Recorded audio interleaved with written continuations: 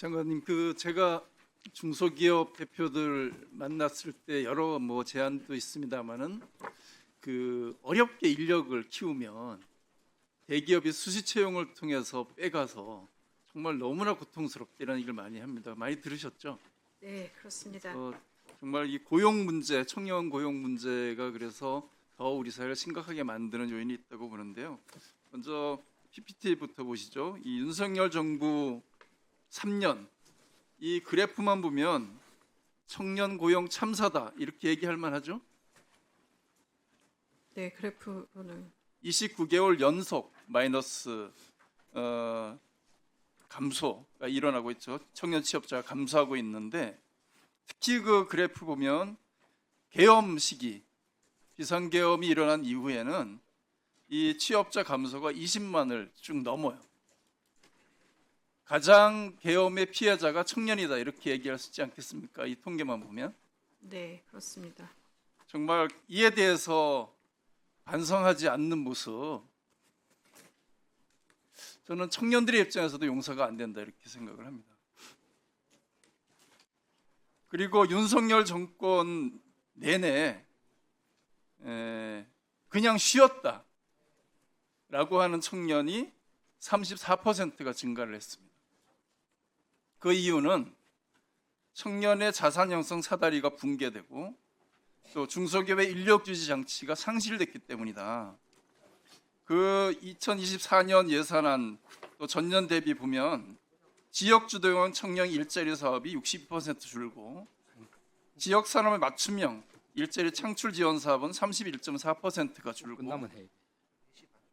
청년 내일 체험 공제의 경우는 65.3%가 줄고 이건 폐지되지 않았습니까? 그런데 청년 내일 체험 공제 같은 경우는 가장 대표적으로 청년들이 선호하고 또 성과가 있다 이렇게 했던 사업입니다.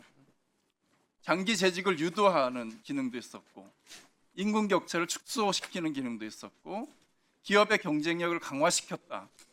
그리고 사업 평가가 매우 탁월했다 이런 평가를 받았던 사업인데 이 사업을 폐지해 버렸어요. 근데 여기에 1년 평균 3만 명의 청년들이 가입을 했던 사업입니다. 이 사업 우리 이재명 정부 중기부에서는 새로 부활시켜야 되지 않겠습니까? 그럴 계획 있으신가요? 네, 지금 현재 내년 상반기에 중소기업 우대형 청년 미래적금을 지금 현재 계획하고 있습니다. 네, 같은 비슷한 네, 시스템인가요? 비슷한 성격이라고. 네, 그렇게 해서 적어도 청년 고용에 또 중소기업의 안정적 고용 유지에 마중물 역할을 중기부가 꼭 해줬으면 좋겠다 이렇게 제안을 드립니다. 네, 또 한 가지 문제는 이 대기업이 고용하는 시스템이 바뀐 거죠. 그래서 신규 채용을 거의 하지 않고 수시 채용으로 바뀌었죠. 그것이 대기업의 70%가 넘게 수시 채용만 한다 이렇게 지금 얘기를 하고 있습니다. 그러다 보니까 청년들이 첫 일자리를 대기업에서 시작하기 어려운 또 그런 구조가 있고 네, 중소기업에서 시작할 수밖에 없지 않습니까? 네, 네, 그런데 이렇게 된 상황에서 중소기업들은 정말 열심히 인력을 키우고 성장시켰는데 대기업에 쏙 빼갑니다. 이래서는 안 되지 않겠습니까? 인터뷰 한번 보시죠. 영상 한번. 영상이 안 나오나요? 영상이 안 나온답니다. 예, 네, 영상 아쉽습니다. 예. 그런데 이재명 정부 들어서 100일 만에 대기업의 신규 채용이 대폭 확대됐죠. 이재명 대통령께서 이런 청년 신규 일자리 창출이 꼭 필요하다 이렇게 제안을 한 이후에 주요 그룹들이 신규 채용을 발표를 했습니다. SK, 현대, LG에서 많게는 5년 동안 6만 명에서 한 1만 명까지 이렇게 신규 채용하는데 이런 제도야말로 대기업의 공채 제도를 통해서 청년들이 이런 곳에 가서 일을 할 수 있는 기회를 만드는 건 저는 굉장히 의미 있다 이렇게 보는데 그렇게 보시죠. 네, 저도 물론 의미 있다고. 중기부로 가는 건 아닙니다만은. 네, 예.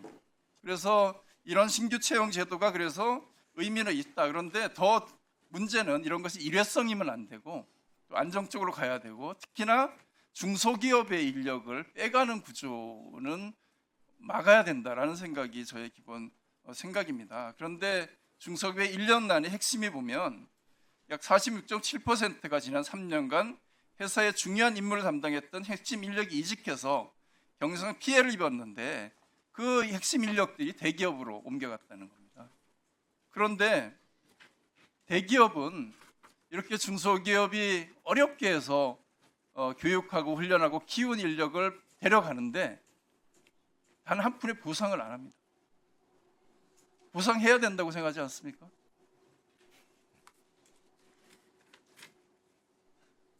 그렇게 생각 안 드세요? 아니 좀 판단이 어려운 말씀. 그러니까 보상을 할 수 있는 제도를 만들어야 되지 않을까요?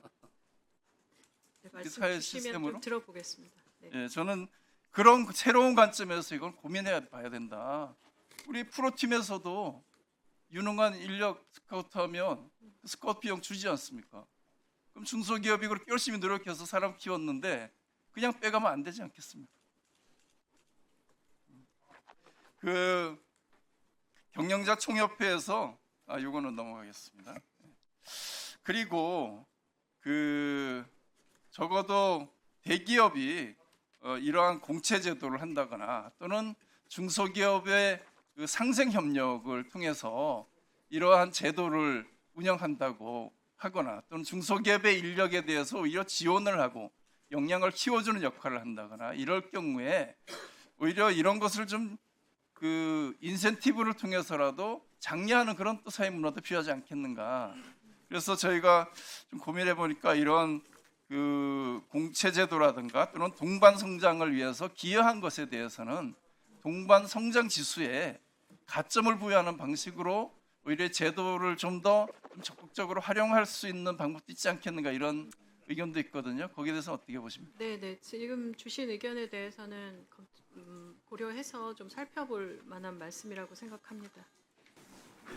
그래서 이 문제가 단순하게 어쩔 수 없다 이렇게만 접근해서는 안 된다고 보고요. 이거 잘못된 관행이다라는 관점에서 대기업들은 그러면 어떻게 인력을 키우고 거기에 합당한 책임을 질 것인가. 또 중소기업들이 애써서 그런 경험과 교육훈련 통해서 키운 인력에 대해서 합당하게 어떻게 대가를 지불할 것인가. 이런 것에 대한 고민도 저는 회사에 지금 해야 된다. 이렇게 보는데 그와 관련해서 한번 연구 영역을 해보실 의향은 없습니다.